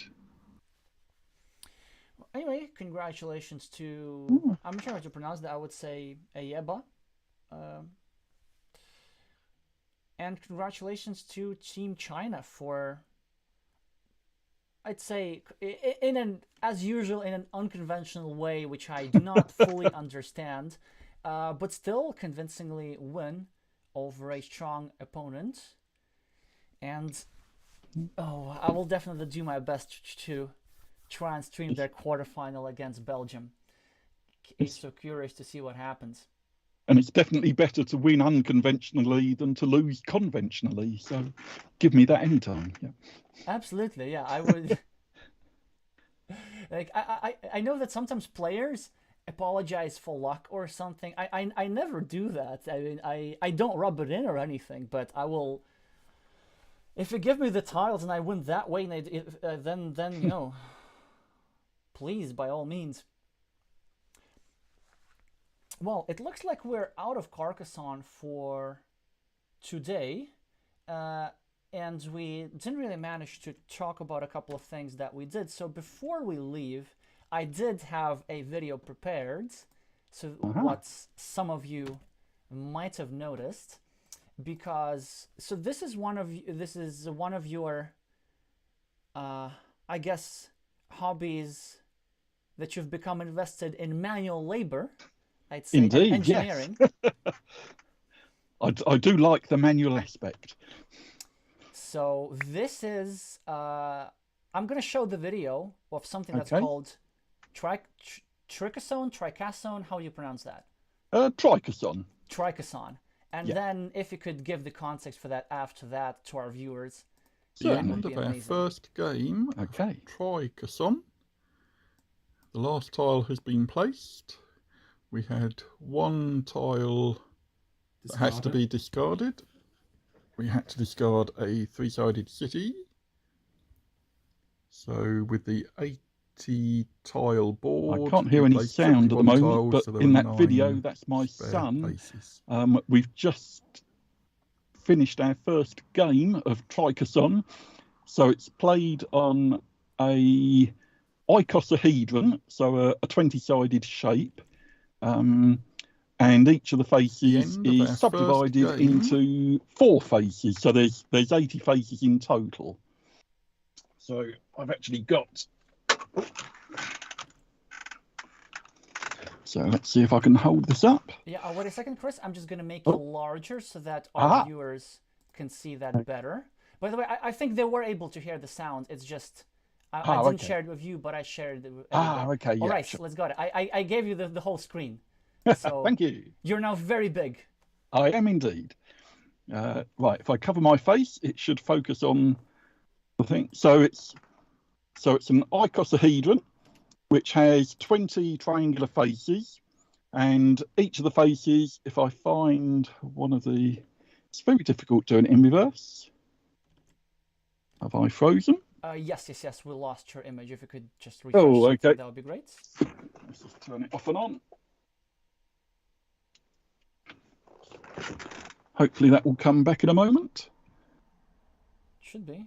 In the meantime, I'll just keep updating all the scores and have a look for any other questions. Yeah, we have you back. Okay, excellent. So as you can probably see on this, I'm having to look on the wrong side. Yeah, so this face has, I think you'll see it, I'm just waiting for it to catch up. So I've subdivided each triangular face into 4, and on the icosahedron we have a magnetic sheet, so it's about 0.5 millimeter thick and magnetic, and then on top we have the removable tiles, and the tiles themselves are ferrous, so they stick to the magnetic sheet. And then the meeples themselves have magnets on the bottom, hopefully that will show. So and they have them on the side as well for farmers, and they will stick to the ferrous tiles. So this all came about, there was a discussion on Carcassonne Central. Kothman there was looking at having I'll put this down now for a moment. He was looking at having a square board that was topologically a torus. So the left and right edges would fold around in effect to become a cylinder, and then the top and bottom would fold around to make it a toroidal, like a donut. But it's very difficult trying to make square tiles that distort to fit around a torus. So I carried that thought on to make an icosahedron. I'd originally thought about a dodecahedron, but that's only 12 sides, whereas the icosahedron has 20, and with the subdivision brings it up to 80, which is quite a nice number for a game. It was reasonably tricky redesigning the tiles. So, for example, what would have been a crossroads, if I cover my face up, it will hopefully find this. Will it focus? Yes. So I had to do a little bit of cutting and pasting just to make the roads at 120 degrees rather than forming a normal T-junction. And similarly with other tiles, like, I think that one was quite an easy one. If that shows up, will it find it? I think so. But there were some other tricky ones. For example, I wanted a road to come off the very side. Yeah, is that one? Yeah. So I had to make the road come right round to try and fit in a triangular tile. So they were quite tricky to manipulate, but they actually worked pretty well as a game. We tried the first game as just purely flat, so 6 tiles making a hexagon, and we found it very difficult to join into roads or cities just because you needed so many tiles to work round. When we played on the icosahedron, it became much more playable, although tile counting, as you would have seen in that video, becomes much more difficult. Well, that's where the method of keeping track of the tiles in the first place, rather than rather than recounting them, becomes even more valuable. Yeah, thank you very much for showing that. I've also just dropped in the chat a link to Chris's YouTube channel where you post all kinds of other variants, because I think Carcassonne is the most recent one, Yes. But it all started with, first of all, just making magnetic Carcassonne tiles, then magnetizing existing Carcassonne tiles, then getting a Carcassonne that you could play on the fridge, then getting magnetic meeples, and I think all of that is on your channel. It is indeed. Yeah, I was wondering, could you show up maybe in the close up two things? Could you show up just the regular Carcassonne magnetic tiles? Well, regular, I guess, in comparison to the Tricassonne. I still think it's something that's really cool. So I'll hold up this one at the moment. So this is a regular, exactly as bought Carcassonne tile. So you'll see the front's normal and the rear is normal. So that catches up. But then you'll see on the edges, and I'll cover my face so it doesn't try and focus on me. Hopefully you can see the little magnets. Don't know if it'll focus on them. I can see like two little fangs. Exactly. So these magnets are 1.5 millimeters diameter, which means they are incredibly difficult to get in the middle of a 2 millimeter thick tile. So each tile has had to have 8 holes drilled in it, and then these little 4 millimeter long, 1.5 millimeter diameter magnets inserted into them. So it does mean you can use standard tiles, and as you'll see now, hopefully, okay, it's not going to match, but doesn't matter. Oh, wrong sort. Hang on. That's just sacrilegious. You have to find something that matches. That's fine, sir. There we go. Right. Yes, much better. It will take a few seconds to get in focus, but I think now it's there. It will, yeah. Yeah, and so if I turn it slightly sideways, you'll see, hopefully it will show the movement. So it's very happily magnetized. However, this sort of tile is still just a standard tile, so it's cardboard, so the meeples would move around it quite happily. So what actually came before those were my own tiles. So these are made from cardboard, and I've got little magnets into cutouts on each side, and to hold the magnets in, I've wrapped around a label. So rather than starting with a blank genuine Carcassonne tile, I've just made my own and then wrapped these labels right round the edges to hold the magnets in. So if I find something that will match. Yeah, so these work, and again, as before, they quite happily move and stick together, which means you can slide a whole arrangement around on the table. So if you suddenly get within the edge of the table, the whole arrangement can be slid quite happily. Now this sort is cardboard, so meeples won't stick to it. But have I got? I haven't got. I have got another sort of tile that unfortunately I haven't got immediately with me, that has cardboard on the bottom and then a layer of the magnetic sheet, or rather the ferrous sheet on the top. So it makes a sandwich, which I call a hybrid tile. So it sticks to the edges, and you can stick a meeple onto the tile in the same way that will stick. Hopefully that will show up. Yeah, and that can be shook quite vigorously and it doesn't fall off. And that's the same method that I use for the Tricassonne, so you can stick meeples onto the sheet. Mm-hmm. So they do take quite a long time to make. That's the only downside with all these lovely practical things. Oh, yeah. But they do feel. Because that's good that you mentioned this, because as you were telling about these tiles, there were questions in the chat immediately like, where do I get this? Where do I buy this? Unfortunately, because I've used Hans im Glup's artwork, I've only made them for myself.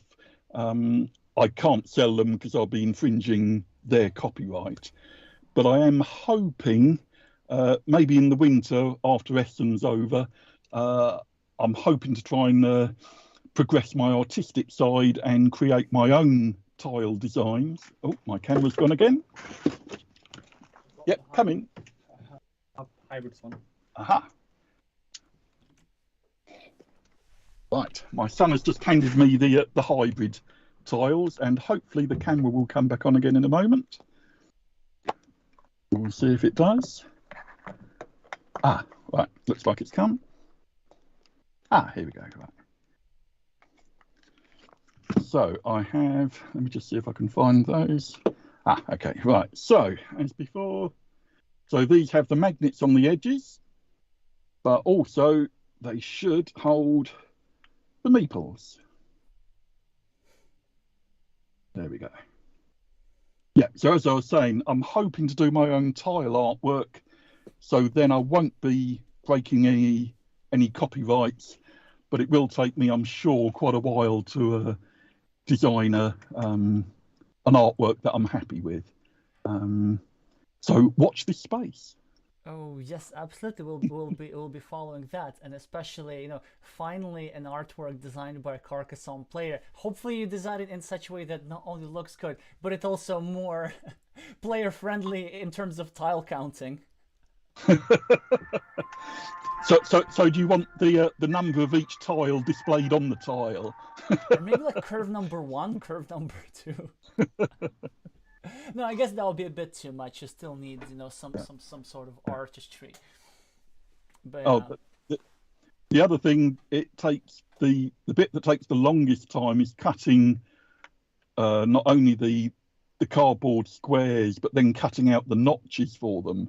So each of the 8 magnet positions requires 2 cuts with a Stanley knife to cut the side parts of the slot, and then I've modified a screwdriver to make it a very narrow chisel, so a 2mm wide chisel, the same width as the magnet, that I then use to chop out the slot, and that needs to be done 8 times on each of the 72 tiles. So it's a painstaking task, and I'll confess that my hands ache by the end of it. So at the moment, it's certainly not something I'd even consider selling. But once I have put in our new kitchen, which I've promised my wife for this year, then I should be allowed, hopefully, to buy a laser cutter. And once I've got a laser cutter, then it should be a lot easier to make some of these creations. So that, combined with the new artwork, hopefully we'll be able to sell a few of them anyway.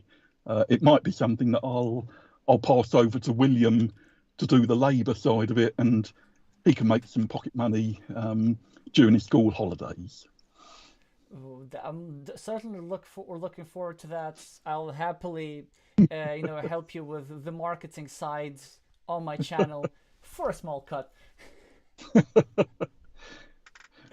Very welcome. Well, that said, also, if you're interested in the process of how this is created, on Chris's channel there are also a few other videos, both about the magnetized tiles and the hybrid tiles and the magnetic meeples, and also the process and some of the tools used. I've pinned the link to Chris's channel in the comment, but there's one thing I think would be very nice to see right now, because you've showed me Cubosone. Ah, yes. So this was the very first set that I made. Just wait until it picks up the process. Oh, too high. And so in this set, so it's based on 25mm cubes, and each cube has 6 standard cogs on tile faces on it. And the idea is that you place all the cubes in a bag, and then instead of drawing a tile, you draw a cube. And the best method we've found for playing so far is you play whichever face is under your thumb when you draw the cube out. And the advantage is that it eliminates tile counting. So if you're playing with families or less competitive friends, unless you're incredibly good at counting the 500 and I can't remember how many it is, 560, 570 faces, you just cannot know what's coming up. I've tried to keep the tile distribution in the same quantity, so whatever face would be in the 72 tile set, you've got approximately 6 times that number in total on all the cube faces. So I've tried to keep it so there's certainly no more than 3 of the same tile on a cube, and in most cases there's only 2 of the same.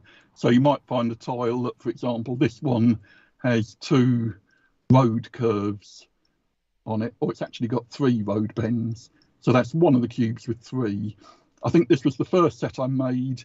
It was a bit on the small side, and if I can find a meeple, it did actually work better. Instead of with standard meeples, I did make some little miniature meeples. These were actually magnetic, and they were for the Carcassonne, the smaller tiles that we use on the fridge. Is it picking it up? Nope, it's still seeing me. No, it just was in focus a few seconds. Ah, there we go. I think we'll just need to be patient. Yeah. There you go. So there are the little small meeples that just work on it. I have made a subsequent larger set with 34mm that's much more usable. It's not quite so tiny, and that works very nicely. I have considered a 3-dimensional cubisson where instead of just having an effect when you have the whole board, let me just grab a few more tiles. So if I just line something up to a legitimate, so those 4 in a row, they'd all just be the faces upwards on the table. So you're still playing it in just a single plane on a table, and you're essentially ignoring any of the faces that are on the sides of the cube. But I'm still thinking about how you would have 3-dimensional cubisson where you could actually claim features on the sides of the cubes as well, and what sort of rules you'd want to include. So the way we've got it at the moment, let me just have a look around. So in other words, if they were the correct way up on the table, you'd be able to claim, hopefully that's the right way around. I'm having to, yeah. So you'd be able to claim something on the side, not just on the top. But it blows your mind trying to work out how to actually do it. Well, the first thing that comes to mind is that possibly some of the, I don't know if you can still call them tiles, but some of the cube tiles, yeah, could be designated to being on the edges, and some of them. Oh, he's gone again. Because otherwise there would always be the option of covering up the feature that has already been claimed, or maybe there could be a rule that if somebody claims a feature on the side, you can no longer cover that up. Yeah. One of the things that I was also considering was how to arrange the faces on the cube to make it more conducive to claiming features on the side. So I think I've only made 2 or 3 of these cubes with the same methods as the icosahedron. So the cube itself has a magnetic surface. I think I'm just being delivered. Yes, you are. Thank you. Right. My faithful assistant has just brought me one of the Cubisson custom cubes. Get into focus. So these have the magnetic and the ferrous sheets to allow you to change the faces. That also opens the possibility to being able to change the faces during play. So when you draw a cube, you might have the possibility to rearrange 1 or 2 faces on the cube before you play it, which might be a necessity when you do try to to build vertical structures. But I've only just recently thought about how to do that. So that again is another idea that's in the pipeline, but it could happen quickly. The Carcassonne literally only started on Friday, so by this morning or even Saturday evening, we actually played our first game with it. That's just great to see that. It seems to me that you're ramping up the speeds of both developing the ideas and the production. So we're definitely curious to see how it's going to go with the aforementioned laser cutter. Oh, yes. Alrighty. Does anybody else have any questions about anything magnetic related or Carcassonne related? And if not, I'm just going to make Chris smaller again. Not too small, but small enough so that we can see the screen again. And this would allow us to just do a bit of speculation on the upcoming rounds before wrapping up. So today's China's victory, China's close victory, even though I wouldn't say predictable, but sort of expected. And the reason I'm saying it expected is because our viewers seem to not believe in Taiwan, particularly because nobody bet on Taiwan winning the championship, while several people bet on China. Again, the main favorites, according to your predictions, are Japan, RCP, but there are also some bets on Portugal, Belgium, and up until recently, Netherlands and the UK as well, which is going to happen, but just not this year. Let me just get back up this, if you can see the bracket. So just to remind everybody, today we're going to have two more interesting matches that we're not going to stream because they're kind of late. Chile is playing Japan, but there's a Spanish-speaking stream that you will be able to check on the Carcassonne.cat website, and Mexico against United States are playing at 11:30 London time. No, 11:30 UTC. So that would be past midnight London time. So then we're going to have either Japan facing either Chile or Spain, RCP facing either Mexico or United States, Portugal facing either Catalonia, Belgium facing China. So thinking of plans for next week, Chris, first of all, what would be your predictions for the quarterfinals, and what do you think would be the most interesting matchup that we should prioritize? I like the idea of the China-Belgium. Could be an interesting one. I think that could be pretty close. Portugal against Catalonia. I must admit, I'm not too sure what I think Portugal would do. RCP, probably a fairly strong chance of winning. Japan against Spain, probably Japan, but Spain have had some pretty good close and also some convincing wins, particularly when they beat the UK. So I wouldn't rule them out. But I think probably China-Belgium might be one of the closest. That could be quite an interesting one. It seems to me so. Yeah, I would have to agree with you. It's gone again. Yeah, that's okay. That's okay. It's gonna just keep happening once in a while. Portugal, Catalonia would probably be the second closest, and I would agree completely in your assessment of the other pairs.